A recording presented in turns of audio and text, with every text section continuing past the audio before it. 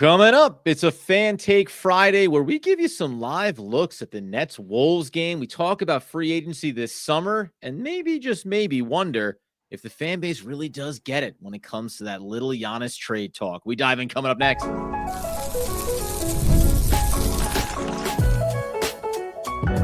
You are Locked On Nets, your daily Brooklyn Nets podcast. Part of the Locked On Podcast Network, your team every day. Yes, my friends, it is the Locked On Nets podcast right here on the Locked On Podcast Network. It's your team, the Brooklyn Nets, every single day. He's Doug Norrie. I'm Adam Armick. We thank you, as always, for making us your first listen of the day. We're 100% free on all those great platforms. And let you know today's episode is brought to you by Game Time. Download the Game Time app, create an account, use promo code LOCKEDONNBA for $20 off your first purchase. And Doug, we've got a Fan Take Friday, recording on a Thursday evening while the Brooklyn Nets are at home playing the Minnesota Timberwolves. Plenty to get into, though, from what's happening right now on the court to also this offseason as well. I mean, we're watching the absolute all-star lineup of Watford, Keon, Timmy, Tosan, and Tyson Etienne right now on the court as we speak. It's one of those things where will I be able to hold my focus on the podcast while watching these Titans move up and down the court and, show us what the real future looks like? We'll try to focus. But when this is the five that you got out there and they're, of course, in classic Net style, hanging with the T-Wolves, who are basically healthy, and they're, essentially hanging with them. But that's just the kind of story of the Nets season, is that it kind of just doesn't matter who they throw out there. They're ultra competitive and these guys play really hard. So we felt like recording during the game tonight was not going to be a huge deal heading into Friday, because the Nets season is what it is at this point. We got Maxwell Lewis even making starts. So by the way, too, on that front is what it is. How dare you? We're powering. We're almost going too fast. Some say careening towards the end of the season. I say just coasting right in with a beautiful finish at the end. Maxwell Lewis, first career start for him tonight as well. And then how about this? I don't know if you saw this or not. So if you did, then it won't be interesting. Do you know what number of career starts was marked for Trendon Watford tonight as well? I was actually thinking about that. I do not know the number, so I'll make a guess. They never start him. The reason I know this is because I do these projections every night. And now, look, we watch the Nets all the time, but I'm also super in tune to this because there's been times where if you play like DFS and stuff, Trendon Watford potentially could be a very good play if he were to start, because he does a lot of stuff. And the running tagline is he never starts. And it just doesn't matter. So but a career starts for the Nets or career starts for his career, because I know he started some games in Portland. So for Brooklyn. For Brooklyn, 3. Is this his third? First of the season and third of his Nets career, 2 times at the end of the last season. I'm so good at this. I tell you, man, you always come very close, if not directly on point. And I do it's so funny because we were talking about Noah Clowney yesterday and, what his game is going to look like as it evolves. We remember talking about when they first brought in Trendon Watford and, the possible outlook of, hey, he can develop his game, chance to really play a lot. And so to turn around as year number 2 winds down and go 3 starts. With everything that's gone on for Brooklyn, it's almost shocking that Trendon Watford, there's been a lot of injuries. There's been plenty of reasons why Trendon Watford, and he's missed some time of his own, should have probably had, a dozen starts as a Brooklyn Net. And yet here we stand, probably falls in the same category in some ways as Noah Clowney in terms of we were thinking about what this year would look like for this player. Injury, certainly, it never fully got there for Watford in terms of showing us what was possible. I think that there's been times too where it wasn't he didn't start, but it was they kind of needed him to come in off the bench as a secondary ball handler. And so it was more he probably could have started, but he's kind of the backup point guard. So we're going to need him on our first rotation because we kind of have to make sure there's a guy who can dribble on the court, because that's not always a fully locked in scenario for the Nets. Yeah. So there was games where he was closing. So I think it was kind of sort of by circumstance more than that he didn't deserve it or whatever. Tonight they clearly just kind of gave up the goat and were just even D'Lo's not starting. Maxwell Lewis is going to start and D'Lo's still playing. So they're into a new phase of this thing, which is to say, not many F's given at this point. And by the way, I will say there's a certain segment of Nets fans that are why this late with this? You're willing to do it. Get over yourself with it. Well, it's they're clearly willing to kind of do it now, but what's different? It's I actually would sympathize with that group for feeling that way, because it's like, well, hey, if you were going to go for it, kind of go for it all the way to the end, right? Like, Mhm. don't take your foot off the gas now where it's essentially over. And now Maxwell Lewis gets to start when the losses actually count for less. And it almost actually makes you, who knows, maybe watch them win this game and this wouldn't even matter. But do you know what I mean? Like, it's kind of like a little confusing. If the culture thing always mattered and the wins always mattered to some degree, then it shouldn't matter that you are where you are now. Like, you should have best foot forward here and have everyone playing. And so it's like, Yeah. well, so if you were the contingent Nets fan, that, I mean, I would count myself in this for long stretches where you're like, hey, Cooper Flagg's up there and 14% of that chance doesn't sound too bad. Yeah. It is a little confusing now where they're like, tank time. When like Well, the loss there is the comedy around it that because they're locked in, all but locked into the sixth position in terms of the odds, right? We talked about that. Fans said, oh, could Toronto potentially, end up, could they catch one another? It'd be pretty impressive if that ended up happening, and depressing from a Nets perspective, even though they play each other head to head. And that could be a big needle mover, especially as we again watch this game live. Brooklyn's only trailing by 5 points in the second quarter. So, it is, to your point, it's that now at a time when, for all intents and purposes, you mentioned like the losses don't really mean as much now, and neither do the wins really, right? So go ahead and win these games. Like, put out the best lineups you can, put out your Cam Johnsons who are still on this team, whatever the case may be, and go ahead and get these wins and let the season finish maybe on a symbolic high note. So yeah, it's probably consistent, right? As we talk on a Fan Take Friday, that like the Brooklyn Nets, of course, would be the team that didn't do as much maybe as they could have in the offseason, didn't get rid of Dorian Finney-Smith or Cam Johnson or, these veterans before the season even began.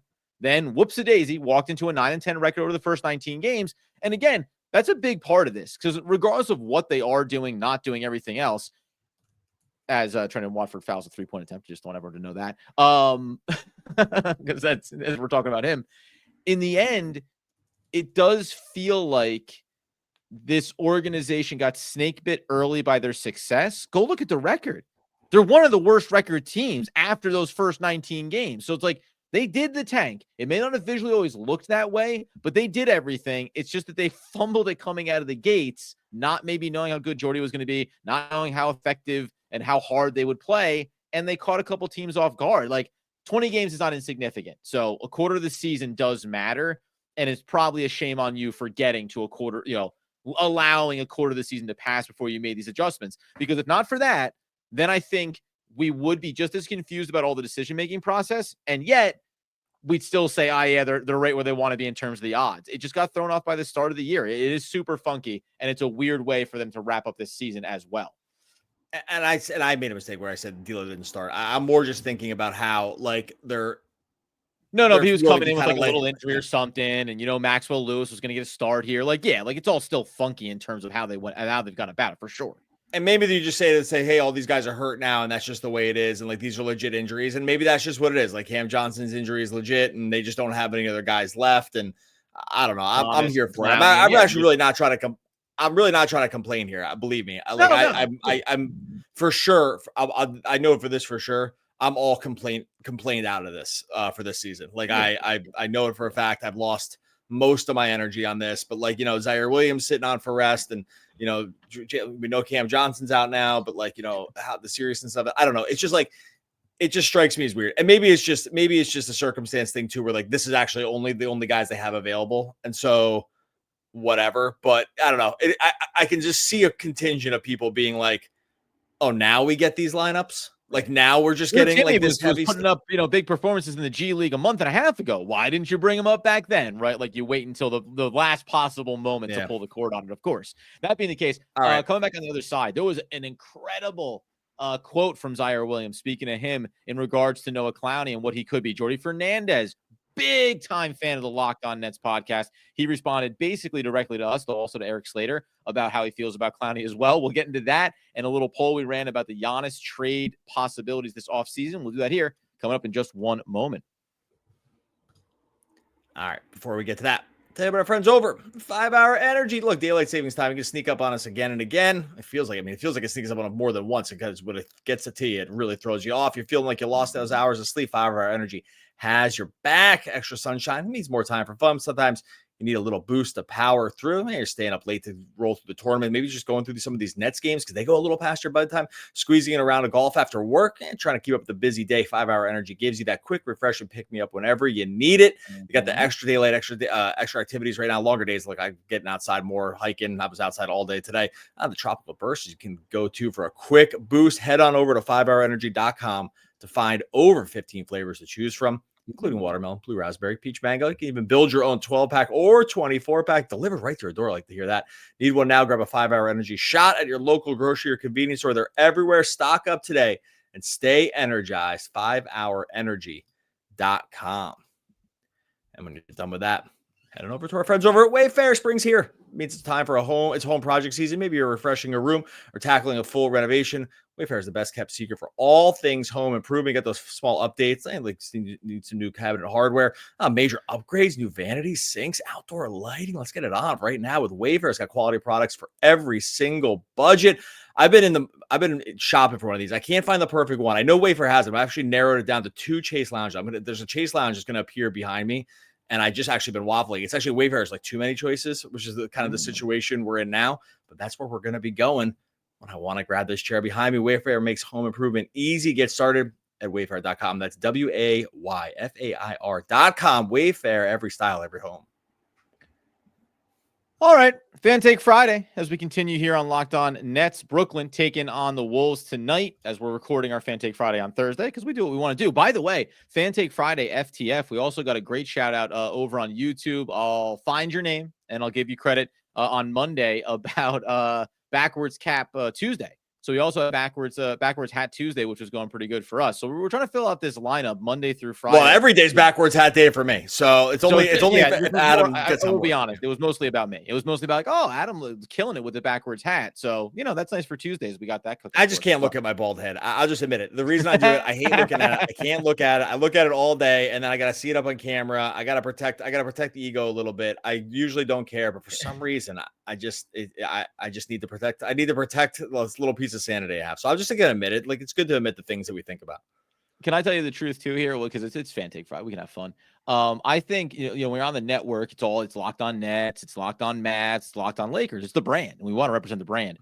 I think there's another version of this podcast where it's bald head, big head. Because half the reason I think I put on a hat sometimes is because I don't want to see my enormous head staring back at me. So it's always about visually. Just how do you trick your own mind into thinking something? Well, I'm getting double banged here because I have a huge head and it's bald. Like it just can't be one thing. If it's bad enough to have it one thing, I got both things. So it's like it's bald and it's in your face. So it's just it's a problem all around. It's all right. We wear the hats, and for every day for me is backward hat day.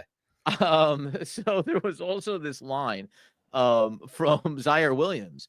He said, now I got to clean this up a little bit. Quote, I really think he could be like damn near better than Giannis. I tell him that all the time. Like, bro, you could be than Giannis for real. And that is Ziaire Williams telling Noah Clowney, the player that he could become. Now, on the one hand, I say pump up your boy, right? Why back down? You want this kid to be great. You got to inspire greatness. The other side of it is it's a pretty high bar. And there's a long way from Noah Clowney to Giannis. And you could be really setting that guy for a complex if he doesn't see it come to fruition over the next season or two. I was actually going back and looking real quick at Giannis's rookie season. I knew the numbers were like not very good because he really was, he was a total project. But I was like trying to remember what these numbers were. So he played 77 games. He was a scrawny dude when he came in the door, right? Like totally. He averaged 7 and 4 basically in 25 minutes as a rookie. And then the second year is when he kind of starts putting it on 12.7 and then 6.7 rebounds. And then it's really in year 4 where he turns the corner and it's 23 points. We were being really, I think, pretty bullish. Kind of turn the corner here. Yeah, that's a very nice thing for Ziaire Williams to say. I would want teammates and wingmen like this for everything I do in my life also. So no doubt there. I don't think I want that. somebody in my corner saying your head's not that big, you're not that bald. Like that's what we dream of. Yeah. So it's good to have friends. I do not think that is like at the his range of outcomes. But I mean, again, let's say you're talking about like first ballot Hall of Famer, like one of the best players of a generation, right? So Yeah. It's nice to say. I think the comps we made were fine. Like I thought that like, and by the way, very complimentary, right? Like, I mean, we Not said Jaren complimentary Jackson enough by Jr. Ziaire standards, but yeah, you tried.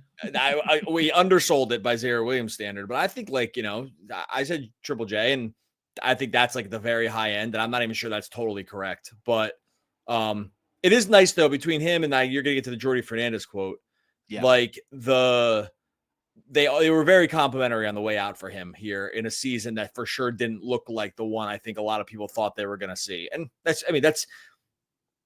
to be expected. Like you should say nice things, right? So, but I don't know. Overall, I think it was kind of the Ziaire thing was a little wild with the comparison. Incidentally, the part of the quote I didn't mention was Ziaire said, I tell him all the time, you can be better than Giannis. I tell myself, I'm the next KG, right? Like, so there's things, you know what I mean? He's laying a template for himself. He thinks he's about to turn the corner on being Kevin Garnett. So we keep an eye on those guys and their all-star caliber potential. The other one you mentioned there, obviously was Jordi Fernandez. So areas, this was, I think, tied in very nicely to our conversation yesterday around where he can improve.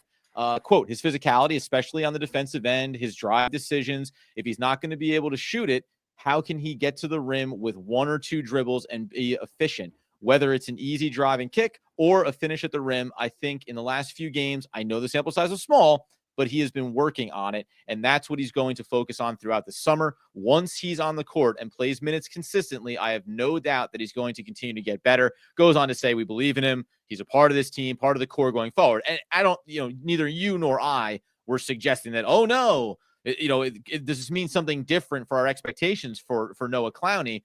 But I do think it is important to hear it from the head coach because there's different messages you send. We heard this with Cam Thomas at times from almost every coach that's been with the Brooklyn Nets. But the way that a head coach speaks about a player indicates maybe even more beyond what we take in from our own naked eye watching games of where they think he is developmentally. Everything, in spite of the small sample, seems resoundingly positive inside the organization around Clowney. I agreed. And thanks to Clint Brown over on Twitter, who tagged both you and I in this quote and reminded us that like Jordi Fernandez probably was listening to the show. I wasn't surprised to hear this. And I always think the quotes from coaches have more credence to them when they say something like, hey, here's some things he could also do. And we like what we see. You know what I mean? Like where it's like, okay, it's complimentary, but it's also, we're aware of the things that he could work on and stuff. So and this kind of goes in line with what we said. I mean, he talked drive and kick, and we didn't really say that, but the part where he needs to get on, we did see times he did a little more in the beginning of the season. It felt like where he was trying to put the ball, where he was trying to turn the corner on guys. He was trying to actually take some dribbles to get to the rim. I think that will be something he grows into. And it's just nice to hear the coach say it. So I would not be shocked really if like next year was a huge season for him, or not huge, but like a really good season. Well, I think huge in the relative spectrum of like his development and like what that next step looks like. Like we'll talk about like, hey, the amount of minutes he plays, the amount of games maybe that he's probably starting at that point, and where the stat lines look will be a significant jump for him relative to these first 2 years. I'll say it this way. I bet he starts opening night. I think he's going to be this. He'll start the 4 opening night is my guess. And I say that knowing that like the team's going to look totally different. By the way, it's easier to say that because he's one of the few guys I'm sure is going to be on the team, but like, so it's a little easier, but yeah.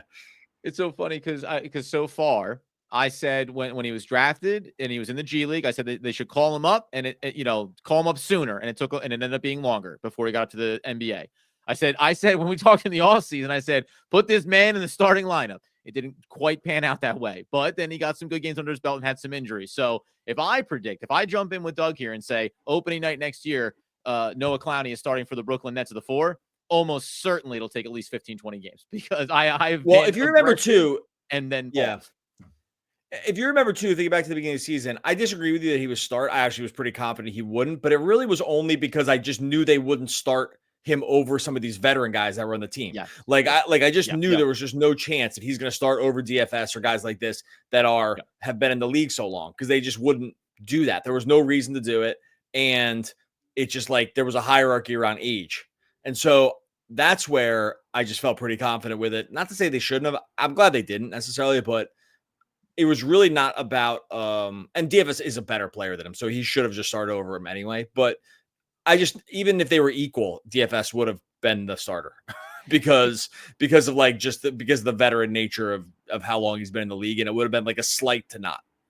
And it's another one of those things where, like, when you have a player as young as Noah Clowney was coming in, it changes how you feel about the timeline of like how quick do they need to get the reps in, right? He'll be 20 years old next year. So as he starts to get significant minutes and consistent minutes and starts, you'll think about the developmental timeline as being like, okay, he can play for another 2 full seasons and be 22 years old and have hopefully 140, 150 games under his belt over that 2 season stretch. So certainly positive things coming out there from the Brooklyn Nets organization and from Ziaire Williams when it comes to Noah Clowney. On the other side here, we'll close out Fan Take Friday talking about the poll. I knew that the Brooklyn Nets fan base was savvy. They proved me right on that front, but also an announcement around Barclay Center that I do think actually begs an interesting question when it comes to how the fan base feels that maybe the organization has treated them relative to tanking over these last couple of years. We'll do that here in just one moment.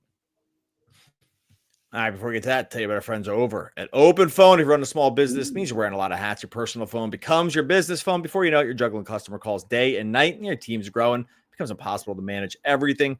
Just your personal number. You don't want to do that. That's where Open Phone comes in. It's the #1 business phone system designed to keep your work and personal life separate for just $15 a month. That's the cost of a few coffees. You get complete transparency and visibility into everything happening into your business phone number. Open Phone works through an app on your phone or computer and integrates with tools like HubSpot, like to hear that, and hundreds of others. It also uses AI-powered call transcripts and summaries. You're not going to run down of your calls and action items the second you hang up. Miss a call, no problem. Automated messages are sent directly to your customer. Make sure you never miss an opportunity to engage. Right now, OpenPhone is offering 20% off your first 6 months when you go to openphone.com/LockedOnNBA. That's OPENPHONE.com/LockedOnNBA for 20% off 6 months. Openphone.com/LockedOnNBA. Get an existing number with another service. OpenPhone will port them over at no extra charge. Openphone.com/LockedOnNBA. As we tie a pretty little bow in today's Locked On Nets episode, Fan Take Friday. Apropos of nothing, I think Doug is a fantastic speller. And I want people to know that. Buddy, you know what's crazy about that? I can't believe you just said that. This is crazy. We've been doing this so long, well. Well, I was going to make a joke about it. I was going to make a joke about how well I spelled. I've never done that. How many ad reads have you heard? I do almost all the ad reads when we do this. Like, how many ad reads have you heard me say? Thousands at this point. Like easily thousands, like in the probably like 4,000 to 5,000 ad reads. I've never thought about making a joke about the spelling, except I knew I nailed that Open Phone spelling. You did. Like, I was like, this is absolute money spelling. And I was going to make a joke about it, but then I was like, it's not really going to fit in. And I'm going to have to like slam it in here at the end. I cannot. I'm like, you can hear how shocked I am. I'm shocked that you just said that because I was just, it went through my head on the spelling. It was delivery. It was the whole bag, baby. It was everything you needed and more. Oh my goodness. That might be one of my finest. That might be one of my most fun moments on the pod. I mean, all these years in the podcast, the KD stuff, the Milwaukee series, the big three, all this huge stuff that happened. That might be one of my highlights right there. You saying that I'm a good speller because I was actually thinking of how great of a speller I was while I was doing it. So there we go. Like him for the basketball, love him for the spelling. That's what I've always said about Doug Norrie. Now, the other thing that happened here is we're not going to throw it up on the screen. People maybe have heard this. You can go find these images. I just very briefly wanted to bring up that the Brooklyn Nets have, if I get the information in the background, I think it's BGE. Oh boy, this is a bad way. This is a bad way to run Fan Take Friday. I had it up over on X here, and then I kind of lost track of it. They are approved and moving forward with a overhaul of the arena in Brooklyn, and it looks pretty darn impressive. They're going to have a fan pavilion area up on one of the sidelines. They're going to have a really nice looking concourse space. And the thing that really why I bring it up is because it makes me think about how many fans coming into this year were like, hey, Josiah, going to do a total tank. That's cool. Going to lower ticket prices? Not a chance. And that's a really hard pill to swallow for fans when you're showing up and you're a season ticket holder and the prices don't drop at all, even though you have a 18.5, 17.5 over under win total. Something like this, though, I will say, even though fans may not feel it in this moment, I think is a really positive sign about the fact that an organization and ownership group is right there, heavily investing in the product, heavily investing in the arena, and we've seen them do it with superstars and with the players and the talent. I don't know if that resonates to you at all. To me, I was like, oh, you guys are going to dump a ton of money to improving this arena, one that's already well regarded and hosts the NBA draft, and is probably going to tie in a big way to that down the road. I thought this was like a really good sign for where the ownership group is at this moment. Yeah, it was and I'm reading the thing for Barclays here. It's announcing two of our 5-year enhancement plan. It's a new premium membership, Gallagher Terrace and upper concourse fan zone on the bridge. It's really hard these days. I will say I don't have like strong named after Mikal thoughts Bridges, by this, the way, which was interesting choice. Yeah, great. I don't have strong thoughts about about this like particular thing. I will say that I do think arenas are in like an incredibly tricky spot because the live stuff is I understand why you wouldn't lower ticket prices. You are competing against a lot of different things here that make it like incentivized to not go to games, right? Because watching at home is incredibly comfortable and you can kind of get anything. And if you go to arena, people are on their phones anyway. And so I'm not even in that phone. I'm just saying like, that's just what happens. I think the teams and stuff are in incredibly tricky spots with this because I think the pull away from the arena on certain levels will continue to increase. But I do think that if you can continue to like really level up experiences, then you kind of stand a chance. And you've seen like a lot of different ways they go about this. Like sometimes it's, improving the arena inside and making, this is kind of like elite stuff that they're doing. Sometimes it's like the Suns being like, hey, we're just going to lower all of our concession prices like really significantly. Like we're going to just slash concession prices. And I saw another one, I think it was a college, that it was like kind of like an all you can eat thing that was like one price and it was all you can eat. And I can't, but gosh, dang. That's not kind of probably for me at this point, but I will say that is like getting that's not innovative, but thinking a lot about, hey, how are we going to get people to these experiences? Because I think that's going to get increasingly difficult. And the costs are real, man. These are not cheap experiences. Like it is not, now you can get net tickets from our friends over at Game Time. You can get like pretty cheap tickets here. By and large, going to a game is not a cheap experience. And especially if you live in the area and the fees getting into the city, if you're outside of the city and you're living in Jersey, like they're hitting you on the way in, they're hitting you on the way out. Like you turn around, you're dropping a couple $100 even to go into a cheap game this year with where the Brooklyn Nets are right now if you're using secondary markets. So yeah, like I think it matters. And you're probably, to your point, it's like, hey, we got to stay attractive as an option here because there's a lot of other ways to consume sports that you weren't thinking about. Now, 20, 30 years ago, but it's only getting further away from the in-arena experience for a lot of people. And in New York, you have no excuse. Like you actually have to be top of the line. Like maybe in other cities, you can kind of get away with it. And that's not even a knock on other cities. I just know in New York, you can't. And so like, you just have to, you have no excuse. You have to be the very top of the line on some of this stuff. You have to be innovating. You have to make the experience. Frankly, in New York, you have the money and you're competing with a ton of stuff too. Like you're competing all in New York City. Like there's a lot of stuff to do. Breaking news here. There's a lot of stuff to do in New York City. So, you heard it here first. But so I think that I'm not surprised by this. The size have been pretty good about pushing the envelope. They clearly want to spend on stuff for the most part. Like they've been spenders.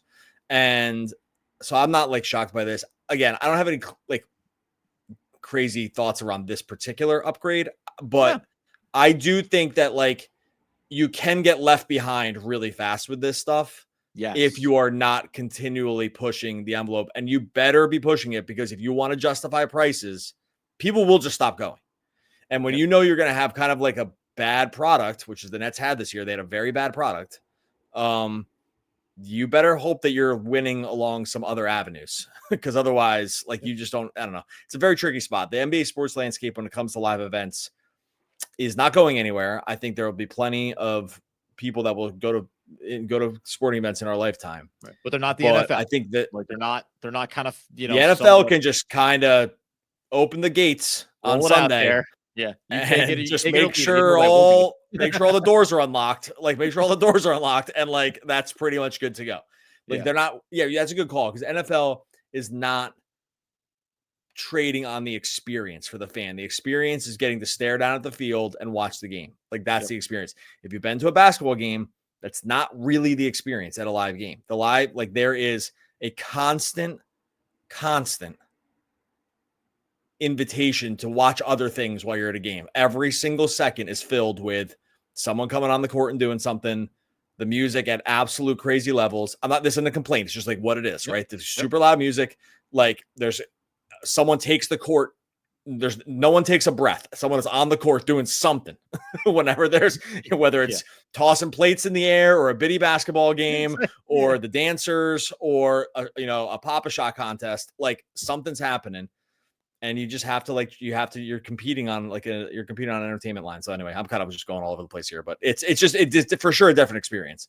And it's a different experience, and sometimes one that I have a hard time fully embracing, depending on what the game is and where it is and when it is. But that's just a man advancing in age. One last note here before we get on a Fan Take Friday. Ran the poll. Take it to the people, as I like to say. Everyone knew where Doug and I stood on this, but trade for Giannis, don't trade for Giannis. A resounding 83.6% of Brooklyn Nets fans say do not trade for Giannis. So we know not only are they an incredibly smart fan base, but they're well-informed, and they're well-informed by listening to us. Isn't it a great circle of life we live in?